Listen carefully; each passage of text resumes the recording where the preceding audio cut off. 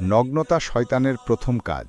মানুষের উপরে শয়তানের প্রথম হামলা ছিল তার দেহ থেকে কাপড় খসিয়ে তাকে উলঙ্গ করে দেওয়া।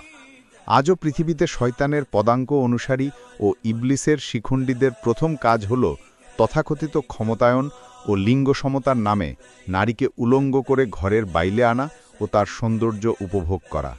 অথচ পৃথিবীর বিগত সভ্যতাগুলি ধ্বংস হয়েছে মূলত নারী ও মদের সহজলভ্যতার কারণেই। অতএব সভ্য, ভদ্র ও আল্লাহ ভীরু বান্দাদের নিকটে ঈমানের পর সর্বপ্রথম ফরজ হল স্ব লজ্জাস্থান আবৃত রাখা ও ইজ্জত আবরুর হেফাজত করা। অন্যান্য ফরজ সবই এর পরে।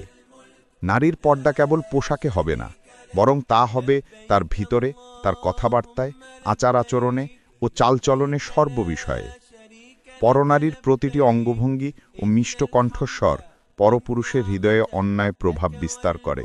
অতএব লজ্জাশীলতাই মুমিন নরনারীর অঙ্গভূষণ ও পারস্পরিক নিরাপত্তার গ্যারান্টি।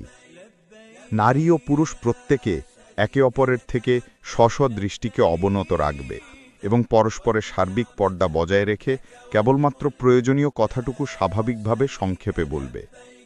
নারী ও পুরুষ প্রত্যেকে নিজ নিজ স্বাতন্ত্র্য ও পর্দা বজায় রেখে স্ব কর্মস্থলে ও কর্মপরিধির মধ্যে স্বাধীনভাবে কাজ করবে এবং সংসার ও সমাজের কল্যাণে সাধ্যমতো অবদান রাখবে। নেগেটিভ ও পজিটিভ পাশাপাশি বিদ্যুৎবাহী দুটি ক্যাবলের মাঝে প্লাস্টিকের আবরণ যেমন পর্দার কাজ করে এবং অপরিহার্য অ্যাক্সিডেন্ট ও অগ্নিকাণ্ড থেকে রক্ষা করে, অনুরূপভাবে পরনারী ও পরপুরুষের মধ্যকার পর্দা উভয়ের মাঝে ঘটিতব্য যে কোনো অনাকাঙ্ক্ষিত বিষয় থেকে পরস্পরকে হেফাজত করে।